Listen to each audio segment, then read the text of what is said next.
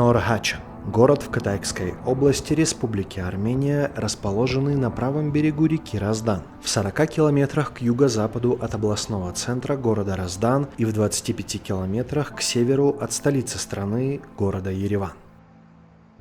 Население города 9,5 тысяч человек. В 12 километрах к востоку от Нор-Ачна находится гора Атис, а в 13 километрах к северо-западу гора Ара. Город назван в память о городе Хачан в Киликийской Армении, где в 1920 году группа местных федоинов организовала военное сопротивление турецким войскам. К сожалению, из Хачна смогли выжить только 365 человек, часть из которых поселилась в Восточной Армении, где впоследствии и основали Нор-Хачан, то есть Новый Хачан. Нор-Хачан был основан 26 февраля 1953 года как небольшой поселок для работников, которые строили гидроэлектростанцию в Арзни. В 1973 году в Нор-Хачне был воздвигнут памятник, спроектированный Рафаэлем Исраэляном в память о мучениках героической битвы при Хачне. Внутри памятника в 1978 году был открыт музей под названием «История армян Киликии». К слову, из киликийского города Хачан исходят корни известного аргентинского бизнесмена Эдуарда Эрникяна. Его дедушка родился в Хачне. Также корни из киликийского Хачна у гениального армянского ученого Париса Геруни, создавшего уникальный для своего времени радиооптический телескоп. Нор-Хачан в советские годы являлся промышленным центром в области обработки алмазов. Драгоценные камни, ограненные мастерами Нор-Хачна, до сих пор пользуются большим спросом. Однако после обретения Армении независимости в 1991 году в городе сохранилось очень мало промышленных предприятий. В городе есть художественные и общеобразовательные школы, городская библиотека, спортивная школа, дворец культуры, построенный в 1971 году. Главная церковь города – это церковь Святого Спасителя, Сурп-Перкич, освященная в июле 2015 года. После трагических событий сентября 2023 года множество жителей из Арцаха переселились в город Нор-Хачан. Выбирают этот город из-за его спокойной обстановки и отсутствия городской суеты.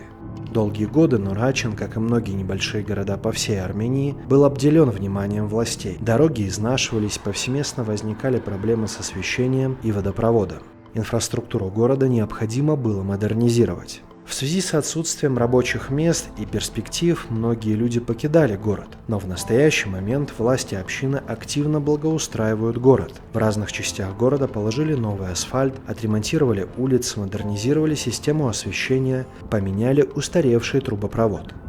За последние годы темпы развития Нор-Хачна внушительные. Тут строят многоквартирные жилые дома, коммерческие помещения, открываются новые магазины и предприятия. Все это свидетельствует о наличии высокого экономического потенциала города. Также в городе реализуется один очень амбициозный спортивный проект. В городе строится спортивная база для юношеской академии прославленного итальянского футбольного клуба «Ювентус». Также строятся обычные детские и спортивные площадки, где дети могут заниматься спортом в комфортных условиях. Словом, люди, когда-то покинувшие свой родной город, сейчас постепенно начали возвращаться, так как экономика города и общины заметно начала расти. Но об истории города, его проблемах и современном положении расскажут сами жители Нор-Хачна.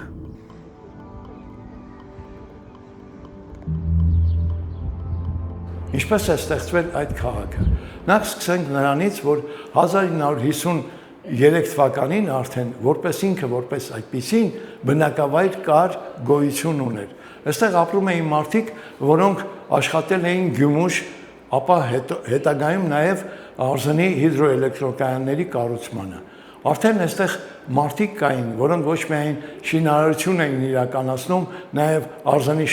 Շամիրամ ջրանցքը, այլ նաև իրենք արդեն ապրելու հիմքերն էին ստեղծել։ Եվ իրերի ու ճակատագրի բերումով այնպես է ստացվել, որ Պոլիտեխնիկ ինստիտուտը ավարտելուց հետո քաղաքի կառուցող հիմնադիր շինարար Աշոտ Հարությունյանի արդյունքում կառուցում է Սաֆիր գործարան։ Գործարանը հիմնվելիս արդեն ինքը դառնում է գործարանի տնօրեն, հետագայում Կրիստալ արտադրական միավորման գլխավոր տնօրեն եւ բնականաբար խոսել նոր Հաճն քաղաքի մասին եւ չհիշատակել Սաֆիր արտադրական միավորումը կամ շողական գործարանը սխալ կլինի։ Քաղաքը նաեւ յուրահատուկ պատմություն ունի, որովհետեւ Կիլիկիայի Հաճն քաղաքի 1920 թվականի հոկտեմբերի 14-ից հետո դժբախտաբար երբ որ 8-ամսյա հերոսամարտից հետո Հաճնը անկում ապրեց, հաճնցիները, որոնք հիմնականում տեղ ապրեցին, բնակավայր ընտրեցին իրենց համար Բեյրութի, նաև Բեյրութը ուներ Լիբանանը ուներ Հաճն անվամբ թաղամաս, այդ հաճնցիները հիմնականում այնտեղի եւ աշխարհասփյուռ հաճնցիները խնդրեցին, որ Հայաստանում մի բնակավայր ստեղծվի, որը կկրի Կիլիկիայի Հաճն անունը։ Բայց խնդրանքի մեջ բնականաբար ոչ գրավոր, բայց բանավոր խնդրել էին, որ իր աշխարհագրական դիրքով եւ բնակլիմայական պայմաններով շատ նման լինի Կիլիկիայի Հաճնի։ Շատ մի հետաքրքիր պահ պիտի ասեմ ադամանդագործության առումով, երբ որ պարոն Աշոտ Հարությունյանի հետ գլխավոր տնօրենի հիմնադիր եւ կառուցող, այսպես ասեմ, մեծատարով մարդու հետ զրուցում էի, ինքը միշտ ասում էր, որ երբ որ խոսում էինք Մոսկվայի հետ, պայմանավորում էինք, Մոսկվան առաջարկել էր, որ Կովկասում 3 հանրապետություններից մեկում կամ երկուսում հիմնադրվի։ Ասում է, ինչպես ընդունված էր, ադրբեջանցիները եւ վրացիները հրաժարվեցին, որտեղ ասացին, մենք այդ նոր գործի համար պատասխանատու չենք։ Ես մեծ պատասխանատվությամբ վերցրեցի այդ պատասխանատվությունը ինձ վրա եւ ասացի, որ անպայման այդ գործարանը կկառուցենք։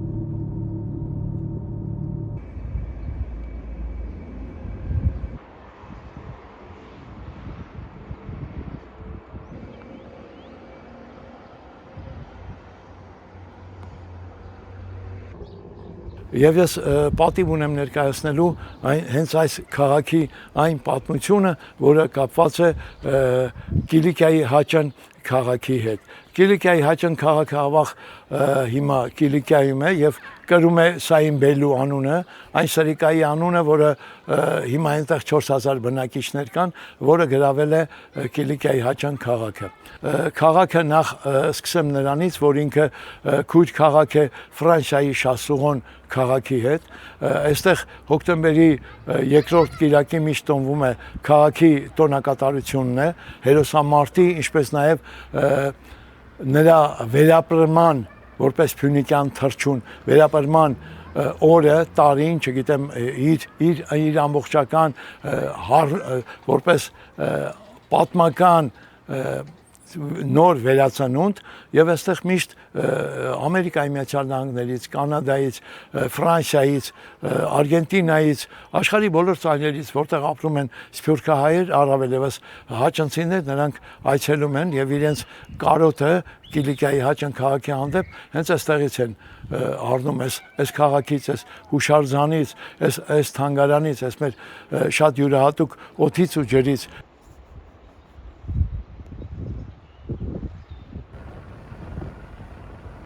Ես ուրեմն Սաֆիր արտադրական միավորումը, երբ որ 1990-ական թվականներին Հայաստանում մեծ հռչակ ուներ որպես արտադրական միավորում,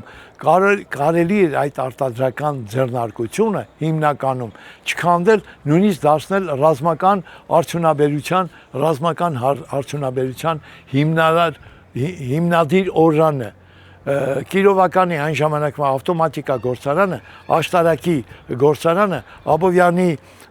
Սիրուս գործարանը եւ Հաճնի Սաֆիր արտադրական միավորումը միասնական ձևով այդ 4-ը միասնեին կդառնար խոշոր ռազմական արդյունաբերության հիմնադիր գործարան։ Ցավոք սրտի իհարկե հիմա ոչինչ չեն թողել, բայց կան մասնագետներ, կան մարդիկ, որոնք աշխատում են եւ ասեմ շատ ռազմական տեխնիկայի առումով եւ զենքեր եւ զինատեսակներ ստեղծվել են Սաֆիր արտադրական միավորումում, առավելևս 90-ական թվականներում ինքնաշեն զենքեր էին մատակարարում Արցախյան ազատագրման շարժման մարտիկներին եւ բնականաբար այդ զինագործությունը կարող էին պահպանել։ Հիմա չկան այդ մարտիկ, երևի թե տարիքային առումով էլ այդ սերունդը չկա, բայց կարծում եմ, որ այստեղ այն մարդկանց սերունդն են, որոնց հիմա վրա կարելի է ստեղծել ռազմական արդյունաբերություն։ Ես այսպես մտածում եմ։ Նոր հաճան ինձ համար նշանակում է արաբության խաղաղ անդոր, նշանակում է խաղաղություն, նշանակում է ապրած տարիների արժեք, առավել ևս իմ ուսուցիչների, այն լավ ու բարի մարդկանց հիշողությունը, որոնց հիշողությունը իմ մեջ կրում եմ, որոնք իմ մեջ կան, ապրում են, որովհետև ես ասեմ, որպես այդպիսին ինձ մարդ են դաստիարակել հենց այդ քաղաքի բնակիչները, իրենց դաստիարակությամբ, իրենց վերաբերմունքով, իրենց պատասխանատվությամբ։ Մեր քաղաքը իր պատմական անցյալով եւ ներկայով հենց ինքը Հայաստանի Հանրապետության կենսագրությունն է, ՀԽՍՀ-ի կենսագրությունն է, հայ մարդու կենսագրությունն է, Կիլիկիայի Հաճնի պատմությունն է, նոր Հաճնի պատմությունն է, ԽՍՀՄ պատմությունն է, որովհետև այն պատմությունը, որ մենք ունեցել ենք մինչև խորհրդային պետություն ստեղծելը, մինչև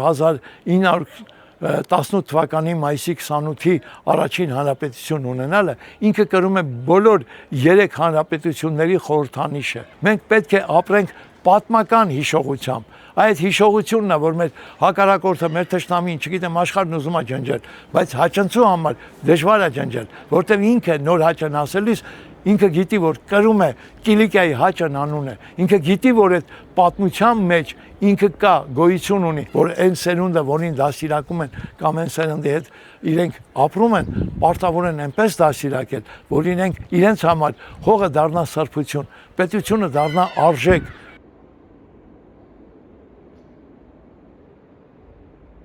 Ես